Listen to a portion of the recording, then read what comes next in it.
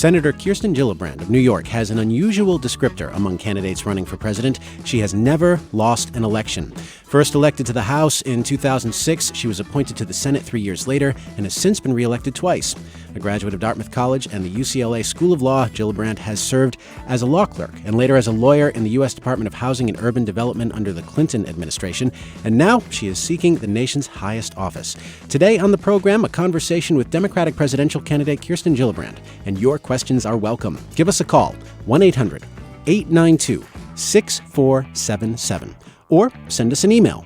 The address is exchange@nhpr.org. And you can also comment on our Facebook page, where we are streaming a live video of this conversation. Just go to Facebook and search for NHPR Exchange. Senator Gillibrand, thanks for being on the program. Oh, I'm delighted to be on your show. Looking forward to getting to know you. Our listeners certainly want to get to know you ahead of the First in the Nation primary. So to that end, one of our listeners asked, if asked to choose just one thing, what would you want the American public to know about you and your candidacy?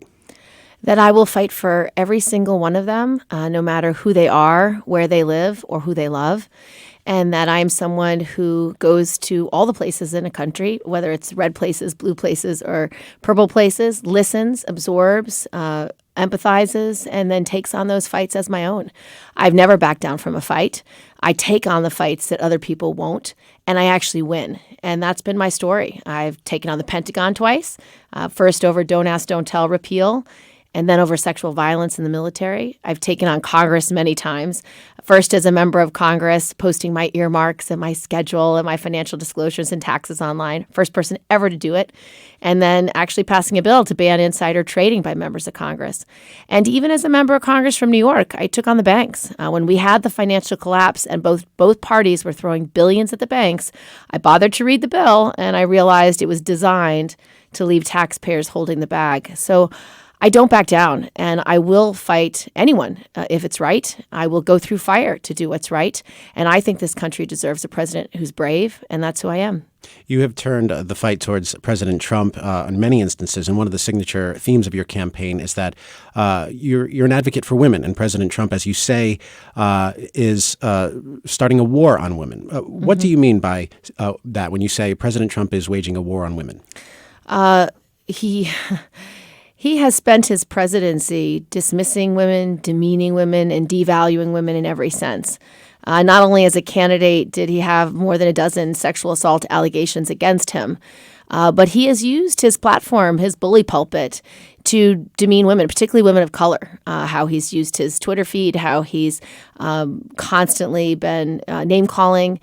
And the all-out assault by President Trump and the Republican Party, as well as 30 legislatures around the country on women's reproductive freedom, just shows how little he values women. He is trying to take away women's reproductive freedom, the ability for women to make the most important decisions of their lives, these very complex and difficult healthcare decisions, and taking away their agency, taking away their bodily autonomy.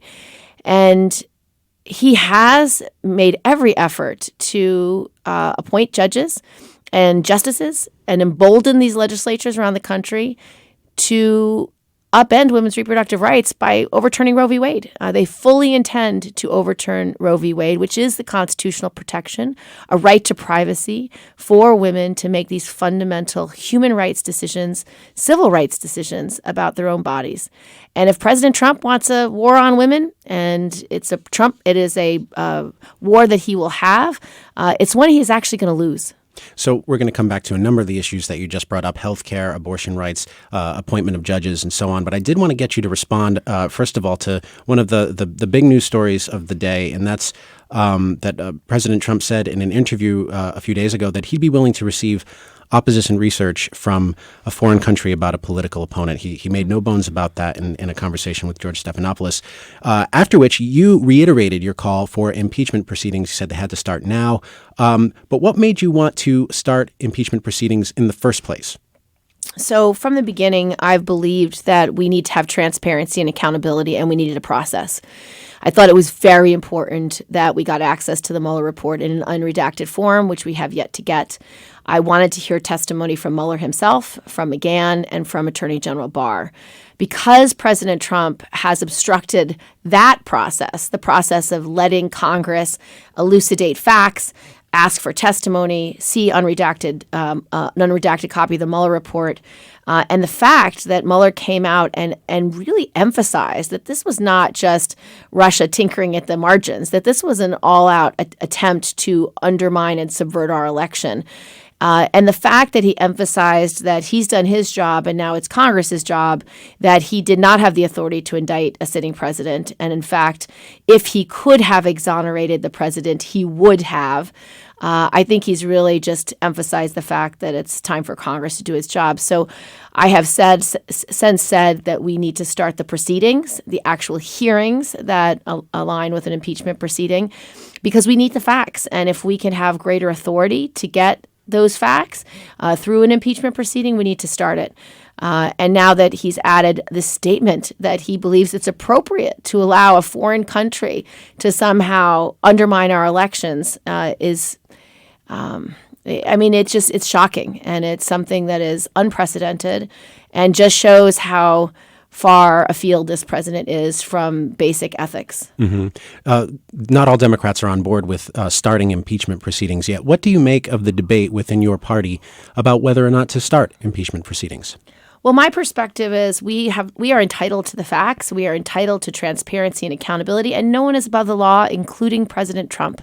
So I think we need the information, and I trust that Speaker Pelosi will continue to elevate the issue and to try to get these hearings completed and get the facts. She clearly wants a process too, so I will continue to advocate for that level of transparency. Intelligence agencies have said that it's clear Russia and China as well may be preparing to influence the next election.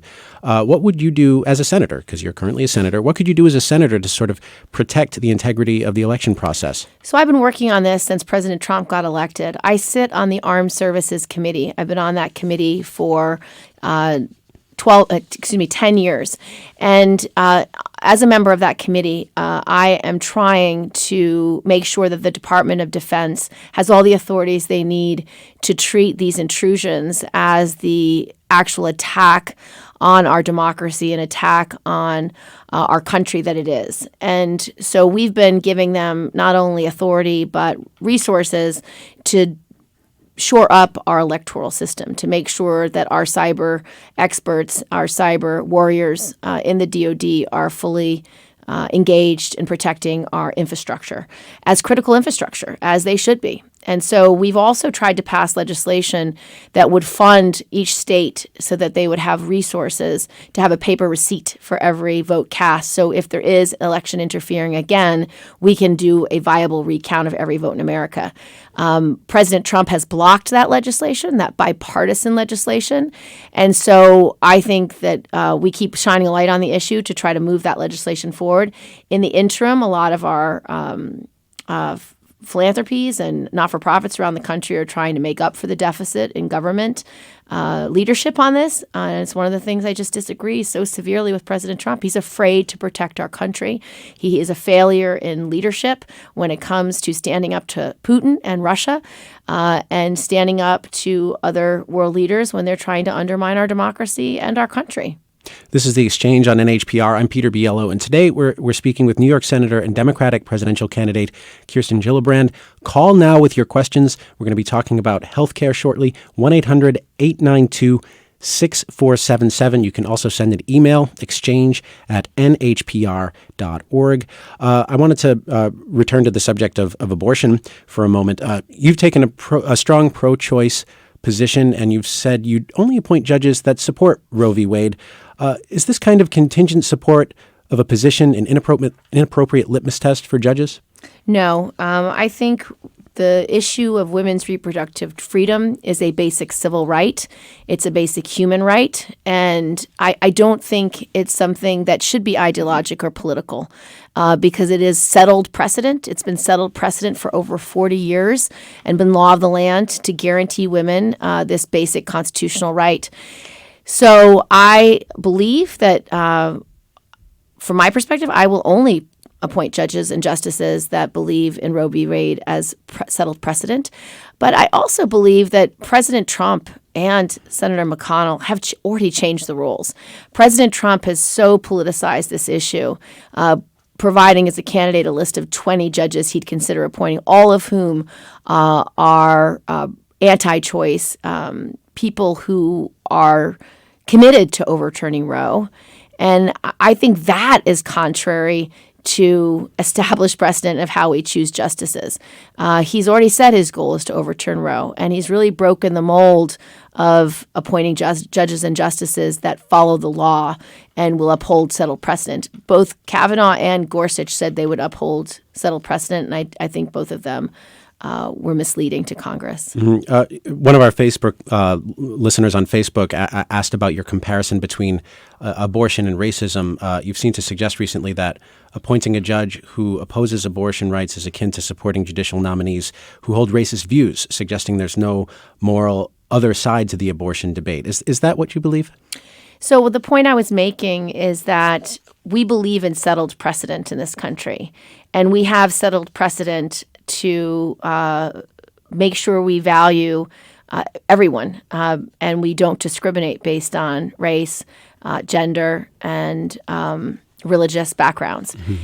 If you were a judge who wants to be a justice and you believed that you should upend or reverse 40 years of precedent on seeing racism as against the Constitution, if you don't support recent precedent that LGBT equality is important, that marriage equality is a human right, if you look at Roe v. Wade and say, I don't believe that women have a constitutional right to privacy, you are upending settled precedent. And more than that, you're upending the social compact we have as a country, that we have long past decided as a country that we don't believe in sexism, racism, homophobia over the last several decades.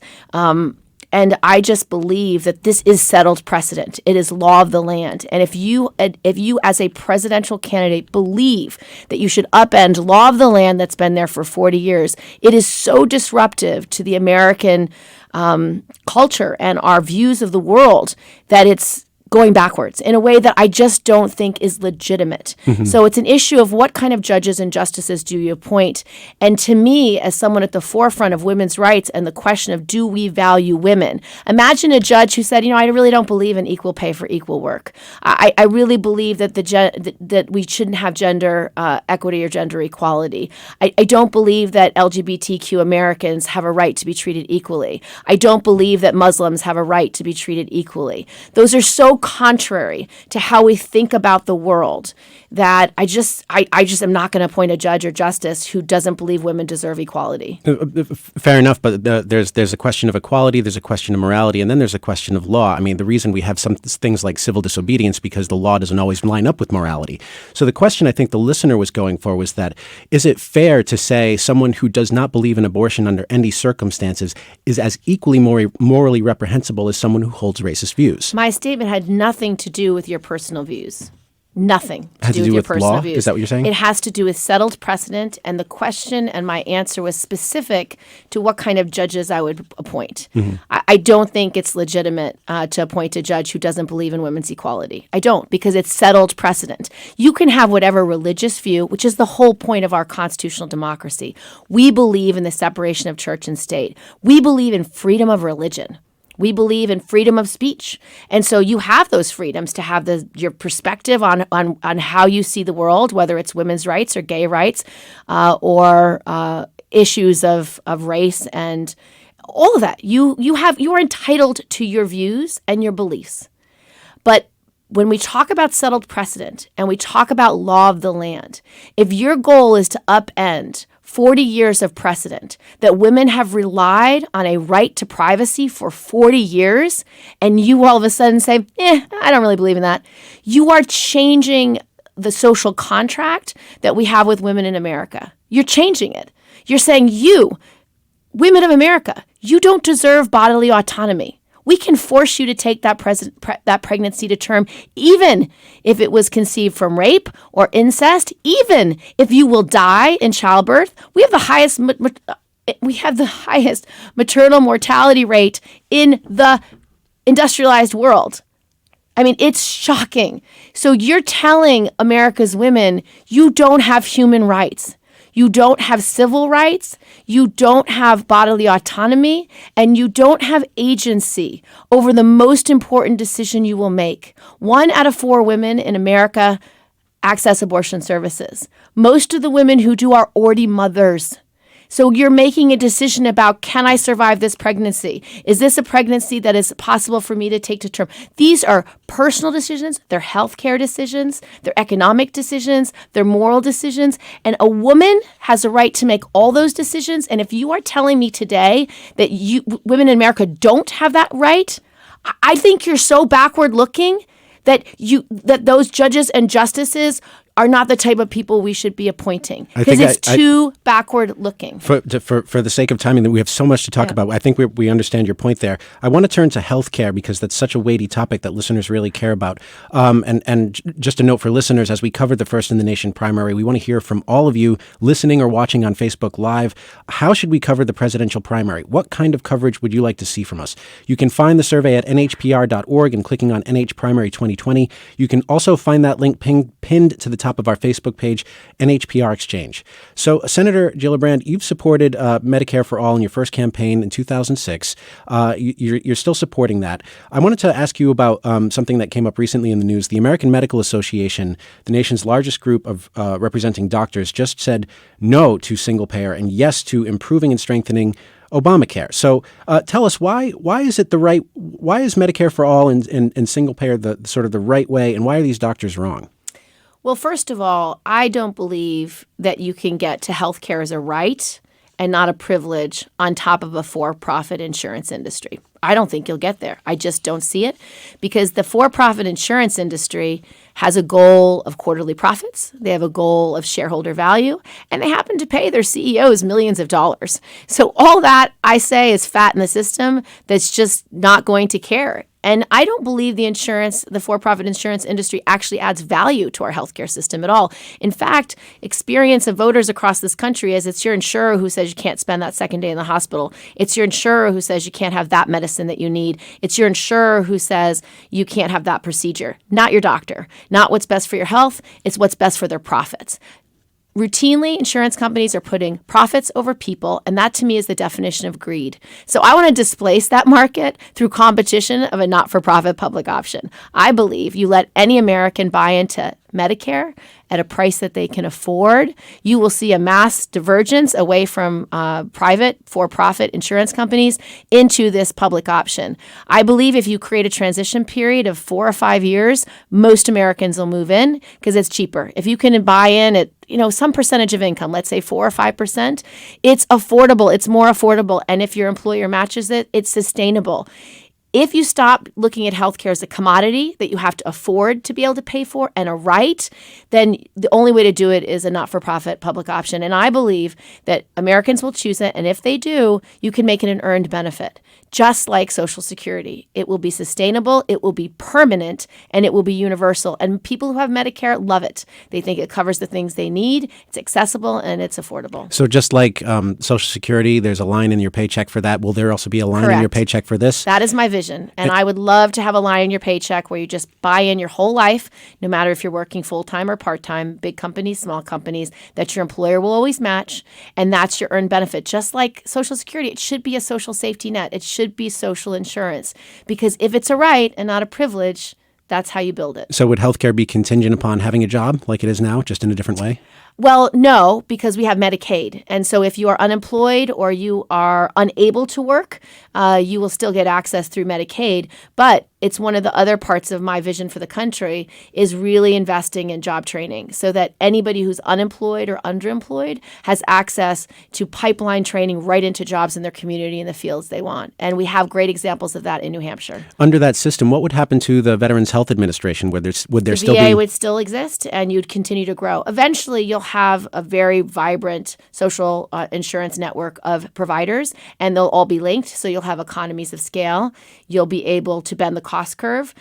Two things I would change to build this. Number one, make your reimbursement rates for Medicare the reflection of cost. It has to be the cost of the procedure, not a discounted rate. Because if you ask any hospital or provider or doctor in America, your only patients are going to be Medicare or Medicaid patients, they would tell you they will go out of business. So make sure you have transparency in pricing and that the reimbursement rate's real. Second, take on the drug companies. Again, any problem we have in America, I can show you the greed and corruption standing in the way. When we passed Medicare Part D under George W. Bush, Congress, again, beholden to the special interests and the lobbyists, they wrote in a protection for the drug manufacturers that Medicare couldn't buy in bulk and get the lowest price. That's going to change on day one. You're going to get the lowest price, but you have to be able to take on the system. You got to take on the insurance, and you got to take on the drug companies if you hope to ever solve this problem. I wanted to ask you about the opioid crisis. We were prompted by one of our listeners who's framed this in a way that connects with how the pharmaceutical industry conducts business, referring to it as big pharma. So what in your view is the relationship between the pharmaceutical industry and the opioid crisis, and what could you do as president to sort of reverse the problem? Well, I think they're part of the problem. If you look at the documents we found about the Sackler family and how they desired to make opioids more addictive and desired to sell more drugs to more people so they could make money, they put their profits over the people they were supposed to be helping. And so I have legislation on price gouging to stop price gouging in pharmaceuticals across the board and to actually pull back profits if they continue to engage in it.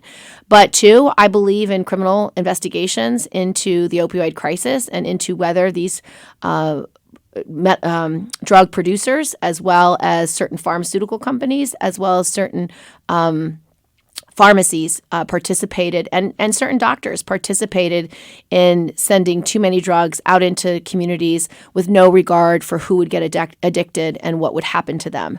So I think we need full transparency and accountability.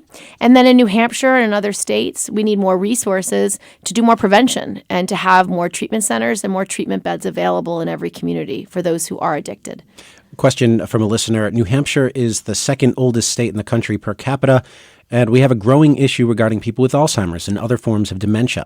What will you do to support these individuals' families and caregivers? So I have two ideas. Right now, home health aides are underpaid. I don't think some of them even get the minimum wage. And so we need to make sure that we create a pipeline of young people who want to go into healthcare. It's one of the reasons why I'm running on national public service to get to debt-free college. If you offer every young person who's willing to do a year of public service, 2 years of community college or state school free, 2 years of community service, 4 years free, what you will do is create a pipeline into public service careers such as healthcare, education, green jobs, first responders, and, of course, military. It's an expansion of the GI Bill. So if you make one of these career opportunities healthcare, you're going to basically give young kids an opportunity to begin to get training as home health aides, as healthcare workers, so that they can maybe envision this as a career for themselves. Because if you're going to have the baby boomers age, we're going to have an explosion of Alzheimer's patients that need 24/7 care. And for a lot of our seniors, they would rather age in place. They would rather be in their homes. And so you're going to need far more home health workers. So I would raise their pay, make sure they get at least $15 an hour, and I would index the minimum wage to inflation and make sure we have no more tipped wage. So you start at 15 and grow. And I would incentivize young people to go into this industry through our National Public Service Bill. We'll talk more about some of those ideas after a short break. This is The Exchange on NHPR. I'm Peter Biello, and we're talking today with New York Senator and Democratic candidate for President Kirsten Gillibrand. And when we come back, we'll talk about the economy, we'll talk about climate change, we'll talk about rural America. But you can call now with your questions. Call now so we can get you into the discussion when it starts. The number is 1-800-892-6477. You can also email exchange@nhpr.org. We'll be right back.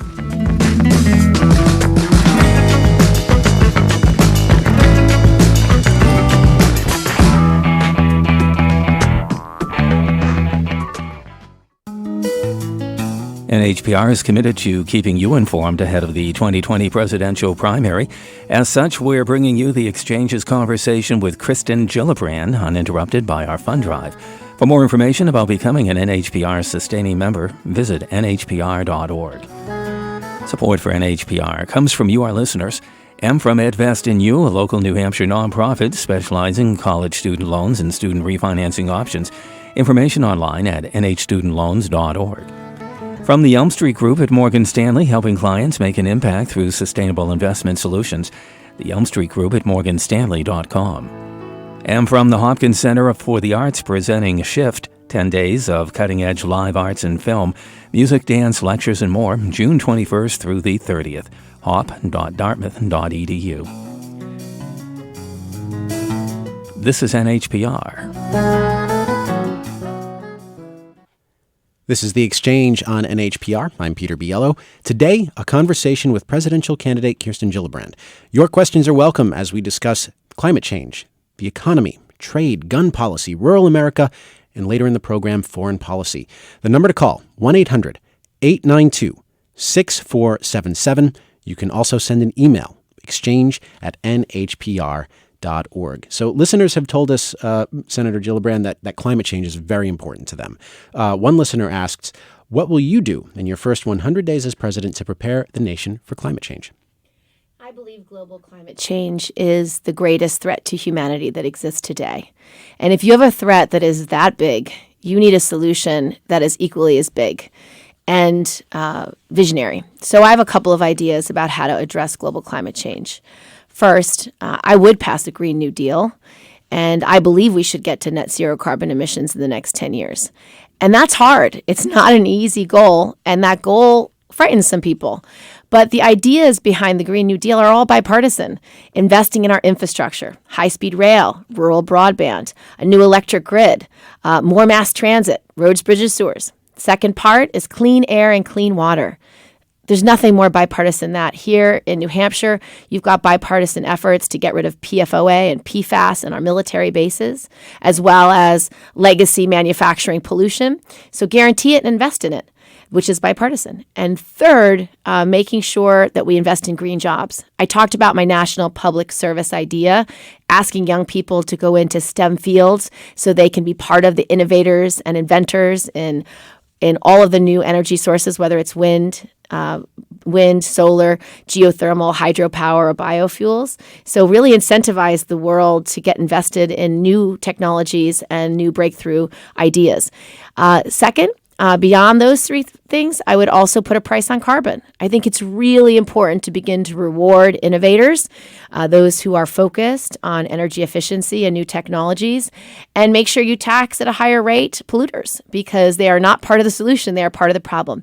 But more than that, we need leadership on the world stage. President Trump walked away from global climate accords. I would lead the global climate accords. I would not only rejoin Paris, but I would create an international, worldwide competition on which country is the strongest and boldest when it comes to tackling global climate change. How about instead of a space race with Russia, how about a green energy race with China? How about make a call to action to America's youth? You are going to be the inventors and solution finders of our future. You're going to be the ones that are going to break through. Just like when John F. Kennedy said, I want to put a man on the moon in 10 years, not because it's easy, but because it's hard. Same thing. I want to get to net zero carbon emissions in the next 10 years, not because it's easy, because it's hard. Well, how do you incentivize a country like China to actually reduce the amount of Compete.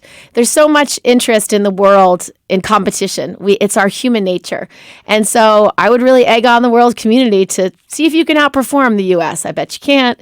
Unfortunately... So it's a matter of pride, a matter of national pride, you think will motivate national pride, them? National security, national effectiveness. And that's what John F. Kennedy did. If you remember that speech, he said it was a measure of whether we could win. It was a measure of our inventiveness and effectiveness and competitiveness. It should be the same. And that's what a world leader can do. That's the benefit of the bully pulpit. You can actually inspire your own country, so every engineer, every scientist, every mathematician wants to solve the problem. You can also inspire a generation, which I will do. So you mentioned a tax on polluters. Is that the only way you have to pay for a Green New Deal plan, or is there something else that would help finance, say, the massive infrastructure improvements that you just mentioned? I have a lot of ideas about how to pay for my big ideas. One simple one is a transaction tax, actually taking a few pennies on every $100 of stocks and bonds that are traded. If anything, it creates enormous amounts of revenue, and it disrupts really only one industry, which is flash trading, which I don't believe actually creates value.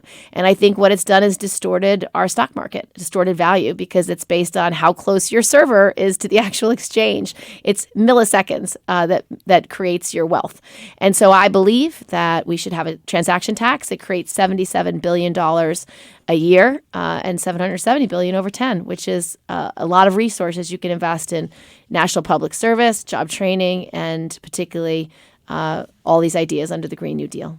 Well, let's talk a little bit about the economy. And listeners, again, weigh in if you'd like. The number is 1-800-892-6477. You've described China as an economic threat and said that you take on China in a very different way than has President Trump. How would you describe that way? So you do need to hold China accountable when they cheat. And they do. They are a country that typically violates our international trade norms. They dump steel on the market. They manipulate their currency. They steal IP. And so for a lot of our companies in America, they think China's a very difficult competitor because they don't often play by the same rules. So you need to hold them accountable, but you can do that far more effectively by using multilateralism, by engaging our allies in sanctions and other responses when China cheats. But I don't think the trade war that President Trump has created is effective. So sanctions, but not necessarily tariffs. And also, you can use tariffs, but you need to use them strategically at the appropriate time. But a trade war is terrible. We have already seen President Trump's goal was to change the trade deficit. Our trade deficit with China has actually grown under his administration. It's to make sure we have markets. Like we want to have markets for our producers and our exporters. Well, when you have a trade war with China, the price of steel goes right up. So for New Hampshire's manufacturers, the things they make are going to cost a lot more to make, and they're not going to be able to sell it at a price people can afford. And so they will make less money, if not go out of business.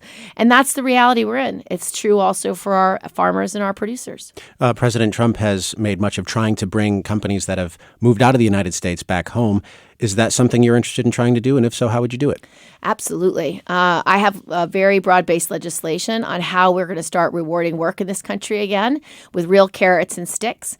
We haven't rewarded work in a long time. It's why I think we lost a lot of voters in the last election. I'm not sure what you mean by workers. I'm referring to bringing companies back. So two things. One, I have a bill called End Outsourcing Act, which will punish companies that choose to outsource as opposed to reinvest in this country. Right now, the tax code allows them to have massive tax deductions, even for moving jobs overseas. I would eliminate that, and I would make sure they're punished for sending jobs overseas. But I would also strengthen unions here at home, because when you strengthen unions, it allows workers to have a voice, allows them to get higher pay and better benefits. When workers have a seat at the table, companies actually do better. They thrive. I like employee ownership. I have incentivized, even in the last Congress, I passed legislation that helped small business owners who want to retire, sell those businesses to their employees. I've seen shuttered companies across this country and in New York that if they had just, instead of selling their company to China or some other country or some other multinational, they could have sold those industries to their employees, and those companies would still be in this country and they'd still be thriving. But they chose an easy way out because the tax code rewards them. So I would stop rewarding outsourcing. I would start incentivizing keeping jobs here. And I would start rewarding work again, looking at our employees as our source of innovation and wealth and the importance of our company, as opposed to just our shareholders. Right now, every business school in America teaches you shareholder supremacy. First dollar goes to a shareholder, not a worker. I would try to change that and make sure companies understand that they also could invest in their employees and could invest in the middle class, and maybe even consider common good companies and a lower tax rate if you plan on having a social social mission, a social mission-driven company that cares about the common good, whether it's workers in the middle class, family-friendly policies, or green energy and energy efficiency, giving real parameters for socially conscious companies, because I think that will, again, start rewarding work, which we have not been doing in a long time. We have this comment from Andrew from Keene on Facebook. He says, if Senator Gillibrand becomes president, what would she do to eliminate sub-minimum wages for workers with disabilities? In New Hampshire, we don't have to worry about sheltered workshops or paying a person with a disability less than the federal minimum wage, but in other states, it's perfectly legal to pay someone literally pennies on the dollar. S-260, the Transition to Competitive Employment Act, would help sunset this awful provision. So your thoughts on Andrew's comments, Senator Gillibrand? Well, I agree with Andrew that we shouldn't pay anyone less than the minimum wage. And I believe that the minimum wage should be a living wage. I support $15 an hour, and I support indexing it to inflation and getting rid of the tip minimum wage. I also support investing in job training to deal with underemployment.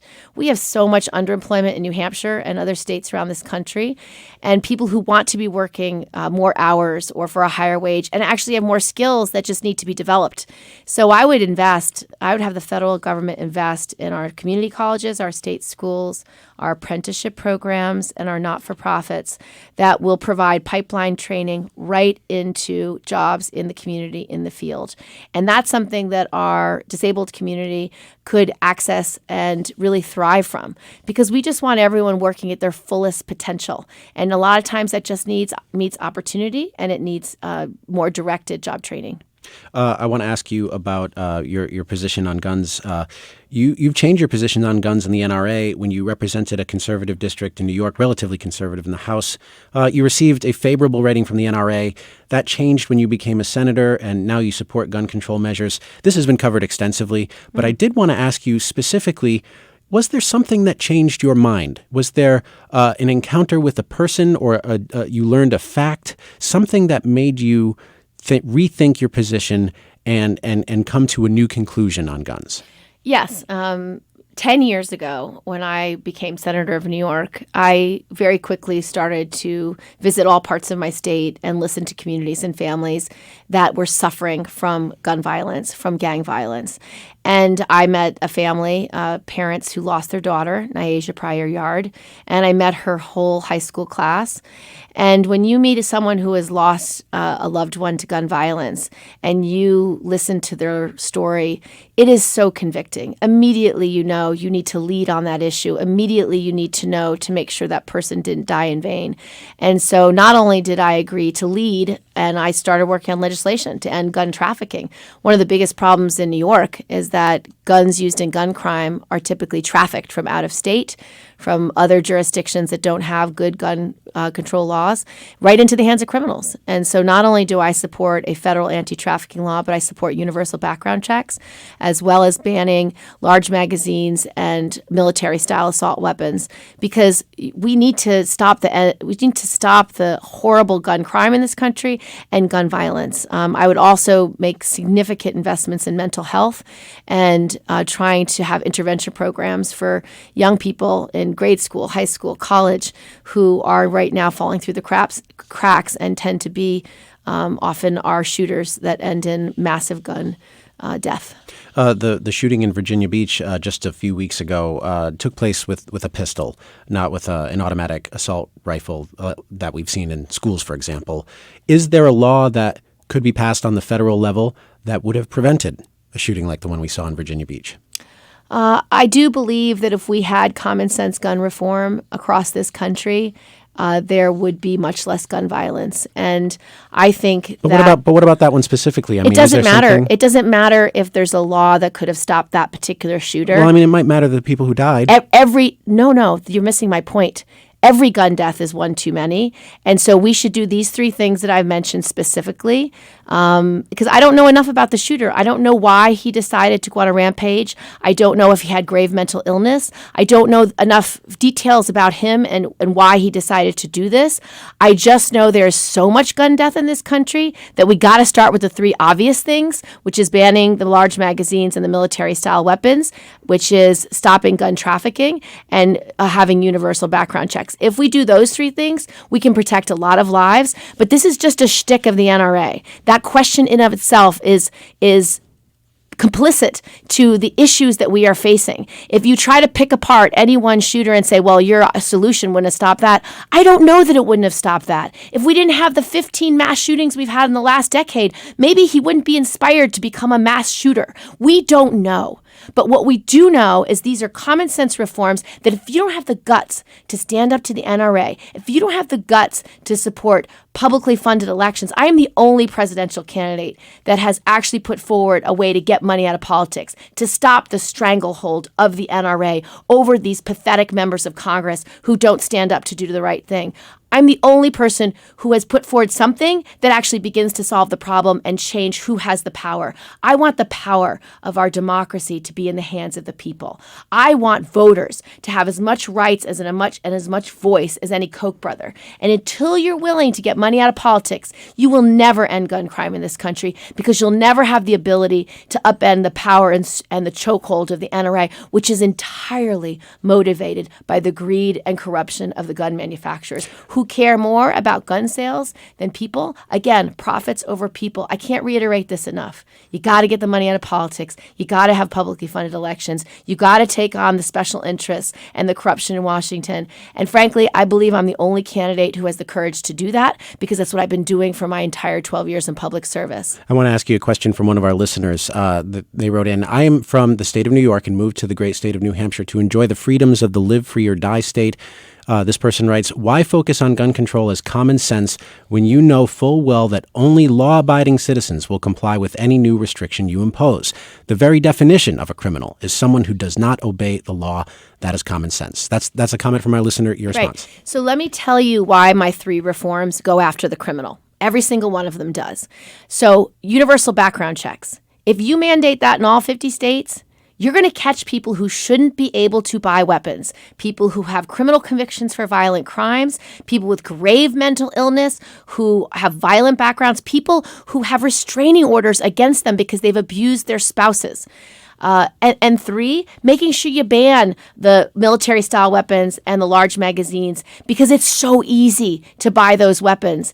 So those 3 things help us keep criminals from getting weapons. And for you not to understand that means you're not looking at the actual solution. Gun trafficking. Do you want to know who that stops buying a weapon?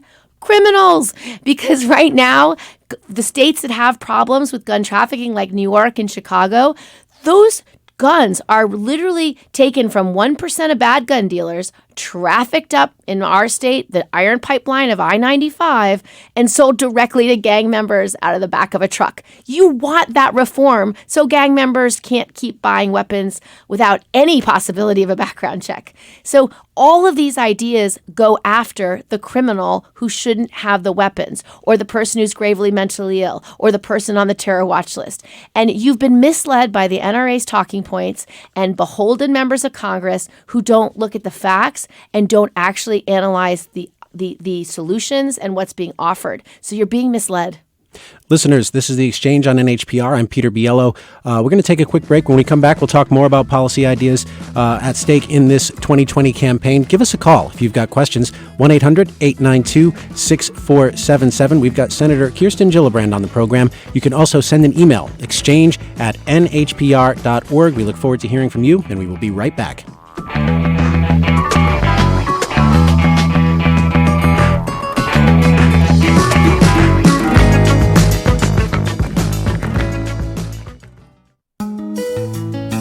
NHPR is committed to keeping you informed ahead of the 2020 presidential primary.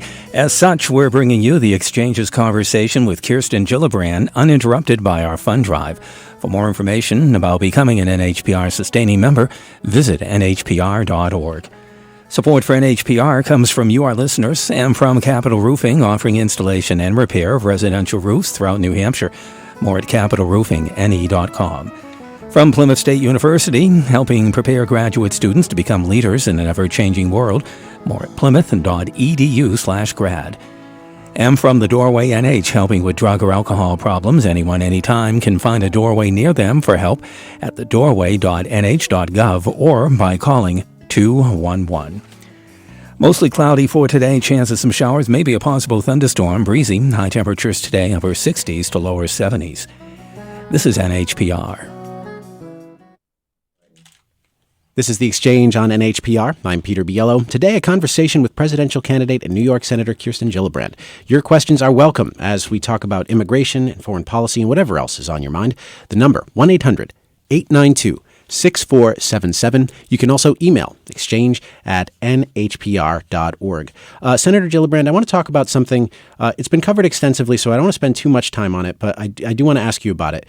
You've said you were ashamed of some policy positions you've taken as a House member on the issue of undocumented immigrants, naming English as an official language, blocking certain benefits for undocumented immigrants. Like the issue with guns, you've changed your position and become more supportive of undocumented immigrants as a senator. So kind of the same question. Was there an experience you had or a series of facts you learned that helped you change your mind about how the U.S. government should treat undocumented immigrants? Of course. Obviously, 10 years ago, when I started talking to folks in my state, I realized that I really needed to lead on this issue. I hadn't focused on it, and I hadn't led. And for both issues, I mean, the real question we have to ask is, would you rather have a president like President Trump, who has never changed his mind, never listened to constituents, learned, and then led on the issue in a different way?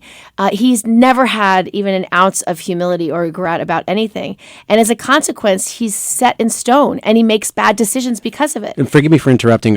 Listeners can grasp that you have the capacity to change your mind. Yeah. But I am curious about what specifically changed your mind with respect to immigration policy. Just recognizing that the rest of my state and the rest of the country needed leadership on this issue, that while it might not have impacted my upstate New York, very rural district with not a lot of diversity, but my state has so much and the country has so much. So I believe in comprehensive immigration reform with a pathway to citizenship. I believe in having a robust immigration policy that obviously you can have border security and make sure we have priorities to fund anti-terrorism, anti-cross-border human trafficking, gun trafficking, and drug trafficking, which I would fully fund and keep under Homeland Security. But I think what President Trump's doing at the border is an outrage, separating families from their children. 7 children have died in custody because of President Trump's policies. The fact that there's 50 kids that they still haven't been able to reunite with their families and maybe not even having the ability to do so is a moral crisis and a humanitarian disaster. So I would take all of that work, I would put it back under the Department of Justice where it used to be. I would fund lawyers to have a real asylum system in this country again. I would make sure those families who are seeking asylum could have community-based solutions and not be locked up in for-profit prisons. Would you allow those seeking asylum to come into the United States and not stop them in Mexico as the current administration has done? Correct. I would have them go to border security, to go to ports of entry, state their asylum claims, and then begin a process that's a community-based process where they'd be assigned lawyers. I would also make sure we had real immigration judges, which we don't have right now. Our immigration judges are just hired by the Attorney General and are, may well be biased. We need ones that are appointed for life and make sure that they can actually deal with these asylum claims in a humane and legal process that reflects our values as a country. At some point in your political career, you did support new hundreds of miles of border fence. Is that, to some extent, still a wise thing to support? I believe that the local community and our law enforcement should decide whether different types of border security is effective or not. And if it's not, we don't need it.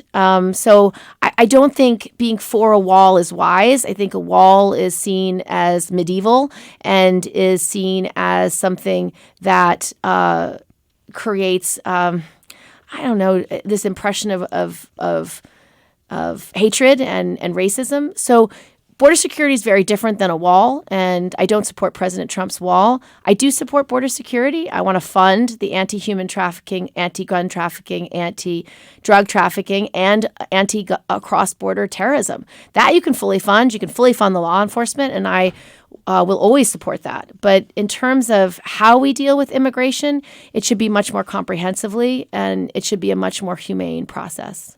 I want to get to a few other topics before we close out the hour.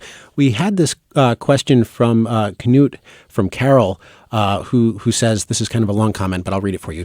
One of the great things about New Hampshire is that right here in this little state, a candidate can really connect to a whole variety of voters. Carroll County is an example of a county in New Hampshire that has a lot in common with the states in the Midwest and that sometimes feel forgotten by the powerful ones.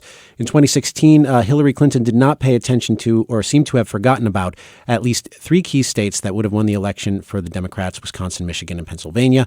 Now, lots of Democratic candidates are coming to New Hampshire and spending a ton of time in the typical Democratic strongholds and spending quite a bit of time in the forgotten places. Wouldn't visits to places like Carroll County help candidates like you, who are oftentimes seen as out of touch with middle America? So that's the comment from a listener. Well, my view is I will go everywhere. My first trip to New Hampshire, I went to the North Country, and I met with Democrats at a senior center, and it was amazing. You'd figure 10 or 15 people would show. 100 people showed up.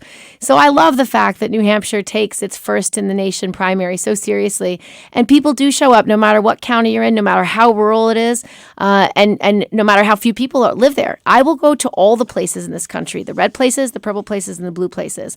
I will be going, my first national debate was in Michigan. I will be going to Wisconsin this summer, as well as Ohio and Pennsylvania. I will be traveling to the red and purple places that I know I can win. They're very much like upstate New York. And we didn't talk about this at the beginning, but my first House race was in a 2-to-1 Republican district. It hadn't been Democrat for over 40 years. The last time a Democrat held that seat was right after the Nixon administration, when they cleared House. And so I know, because I've done it, I won that 2-to-1 Republican district twice, the second time with a 24-point margin. I've not lost those counties since, and I've won them at a higher vote percentage. I also have the highest vote percentage in New York State at 72%. It's higher than any person who's ever run: Hillary, President Obama, any person for Senate or governor ever. And I just won back 18 counties that went for Trump in my 2018 election.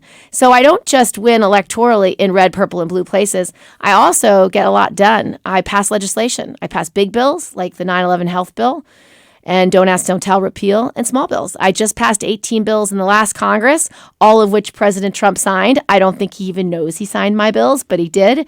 And that was stuff that could have helped New Hampshire, like money for rural broadband, money for small businesses who want to sell their businesses to their employees, money for rural-based manufacturing, all things that would help the economy in New Hampshire thrive. You've been said to consider Hillary Clinton as a mentor of yours. So I wanted to ask, what lessons did you learn from her in general and from her loss in 2016 in particular? Well, I love the fact that Hillary Clinton has spent her career helping women and families and has been a role model for me and women across the globe. She did get that 65 million cracks in the highest and hardest glass ceiling, and she actually won the popular vote. So I think she's a great role model for all of us. And I do believe all the women running are standing on the shoulders of many women who've come before us for generations. And I get a lot of inspiration from all of them. I want to ask you about foreign policy with the time we have remaining. So this week, oil tankers came under attack in the Gulf of Oman, the second such attack in about a month. And this week, Secretary of State Mike Pompeo said that intelligence showed Iran was responsible for these attacks and that they were only the latest in a series of recent violent attacks by Iran. So as president, if you were in the Oval Office now, how would you be handling this situation? So we do need to stand up to Iran and actually create accountability for their investment in terrorism. It's very important that we keep our country safe and secure and stand up to world leaders and other countries when they invest in terrorism and harm this country and our allies. So there are some sanctions in place now. Correct. Are they not going far enough in your view? We need to. It's a complex question, so I want to take it piece by piece. Sure. I would absolutely and always have supported crippling sanctions on Iran. It's why we got Iran to the negotiating table to pass the Iran deal. That deal was supported by the world community. It was such an important step forward in making sure that Iran never acquired nuclear weapons, which is why I supported it. I also supported it because our intelligence experts, our military experts all said, when Iran breaches, even if we had to bomb their current nuclear facilities, we would only set them back a year or two. It wouldn't be sufficient. So being in the Iran deal, number one, they had to dismantle their centrifuges. They had to actually pour concrete into their heavy water nuclear production facility. They upended their whole nuclear production infrastructure. We knew where the mines were, the mills were, and had access to all three bases, production bases, as well as the nuclear scientists. When President Trump removed himself from the Iran deal, he created enormous instability in the Middle East. He upended this Middle East process that we had in place to denuclearize the region and create a pathway to peace. He has created so much trouble for us with his saber rattling, with his constant aggressiveness, fighting for fight's sake, not to actually accomplish something. He is terrible on the world stage. He does not work with our allies. He upends institutions and agreements that have been in place for decades. And stepping away from the Iran deal was one of his biggest mistakes. So as president, I will stand up to Iran when they invest in terrorism. I will use the benefit of the world community to stop funding terrorism and to hold them accountable. I would re-engage them to try to have an Iran deal that lasted for 20 years, one that has a longer horizon, so that we actually have a pathway to peace in the Middle East. And President Trump, all he's doing is saber rattling and making us less safe, not working with the world community, not standing up to world leaders like Putin or Iran in a productive way with our allies. So with respect to Russia, nuclear power infiltrated our election system. What can you do about Russia? Well, first of all, we should be standing up to Putin, and President Trump cozies up to him. What does that mean? What does that mean, stand up to him? It means a lot of things. It means standing up to him when Putin talks about not having interfered with our election, and actually standing up to him in Helsinki and saying, excuse me, that's not true. We have evidence. We have indictments of Russian operatives who purposefully tried to undermine our democracy. I would make sure that we use the world community with sanctions against Russia. I would be holding Russia more accountable with regard to Syria. Russia continues to give Assad a pass and will not stop the humanitarian crisis happening in that country. We don't stand up to Saudi Arabia with the humanitarian crisis we have going on in Yemen with the Khashoggi murders. President Trump is a lackey for leaders around the country that seek to do our country and our values harm. And it starts by standing up to Russia and working with the world community in a multilateral way to hold them accountable for all the things they are doing, not only to undermine our democracy, but not standing up for peace in the world. Well, Senator Gillibrand, we have to leave it there, but I appreciate you spending so much time with us today and spelling out your policy positions. Really appreciate it. My pleasure. Thank you for having me. That's Democratic President for Candidate and Senator Kirsten Gillibrand of New York, one of 24 Democrats running for president ahead of New Hampshire's first in the nation primary. And you can find all our coverage of the New Hampshire primary at our website, NHPR.org. Remember, this conversation continues online on Facebook and at NHPR.org. The Exchange is a production of New Hampshire Public Radio. The engineer is Dan Colgan. Our senior producer is Ellen Grimm. Michael Brinley is our program manager. Our producers are Jessica Hunt and Christina Phillips. Our public radio fellow is Ali Oshinsky, and our theme music was composed by Bob Lord. I'm Peter Biello. Thank you very much for listening, and have a great weekend.